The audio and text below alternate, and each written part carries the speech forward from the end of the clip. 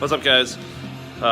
Just got back from Dan's house to help him with the Skyline. We got it running, so he's gonna button that thing up. But I noticed I did rear brakes and pads on my S13, and my pedal's still spongy. So I figured, I was like, okay, if it's still spongy, something's wrong, because my front brakes are really good, and the back ones are stock.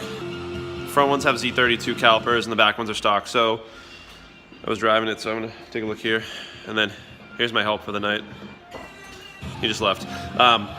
So what I'm thinking is that there's air in the system, so I bled it, and then it was still spongy. So I took a look, the rear calipers are leaking. Now, it was either spend $140 a side, and then plus the core return, whatever that is, for calipers in the back, or spend $5 at AutoZone and get yourself a rebuild kit. So I'm gonna try this out and see if this works, because if it works, I fixed 2 calipers in the back for $10. So why not? So basically you're gonna jack up the rear end, take the wheel off, obviously, and then you'll have, you pull your caliper off, it's off the slot, the guide pins right here. It is 14 mil. On the driver's side, you spin it clockwise to loosen them. And then as you can see, my piston's all wet, so you can tell that it's leaking.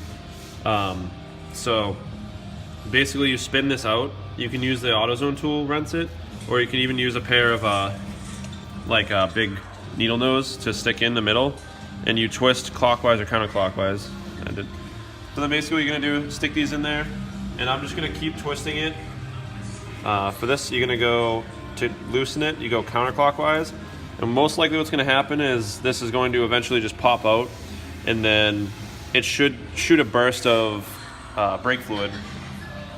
Make sure to take like channel locks, and I use a piece of cardboard, and I cut it and then flip it over like this. So I basically sandwich the hose for the brake line with the cardboard, and then put the vice grips over that so I don't pinch my actual hose itself. Okay, so in some cases, if you have like a push style piston, there's a couple ways to do this. You can hook up a compressed air gun to the back of the bleeder screw valve and shoot it out that way. But there's a way easier way to do that. If you take it off the rotor and there's no brake pads to stop it, you can actually have someone step on the brake a bunch of times, and that'll actually push the piston out, and then eventually you hear like the air leak out, and you'll probably get some brake fluid to come out, and this should just pop right out, as long as it's not seized. So now keep in mind, this is only gonna work if your calipers aren't seized. If they're seized, you can try to save them, but you may have to get a new one. This is a $5 fix to save an OEM caliper that was leaking. So if this works, that just saved me almost $300 to do both rear, so might as well. So basically, this is the main portion of your caliper. This is what presses out against your pad and your rotor. If you take a look in here, it comes out of here, and there's the rubber boot, and there's an inner O-ring, and most likely it's leaking from the inner O-ring, and that's what's allowing it to push past and leak out onto my calipers. So we're gonna take this boot off, clean this up real good, brake clean the inside of this, use brake clean as lubricant, and then assemble this whole thing again, and then hopefully my caliper doesn't leak anymore. And then if it works, I'm doing the other side, because the other side had a couple drips that came out. All right, so here's the first issue I noticed. If you look in there, I don't know if you can pick it up with the camera, but there's a rip in this boot, and it was leaking out of this boot. So these are the two parts here, and then if you take a look, if you can see the black in here, you'll see that there's like the first lip, and then there's a second lip right there that's black. That is actually where the inner O-ring is. So I'm actually gonna pick, that actually looks like it's in pretty good shape, but I'm gonna pick it out because I got a new one anyway. So use like a real tiny flathead screwdriver, and just be real careful because you don't want to score anything up in here. So starting with the big one here, this is gonna be the main one that you're gonna see that goes on your piston. This is gonna be the inside O-ring, the one that I showed you that looks like it's still in pretty good shape. This little one is gonna go, I think, inside the caliper itself.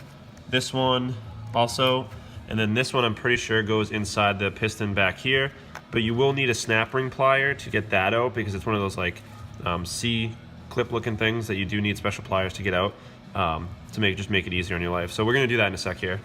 So the main thing you really want to worry about on these is make sure that you clean the cylinder and get inside here.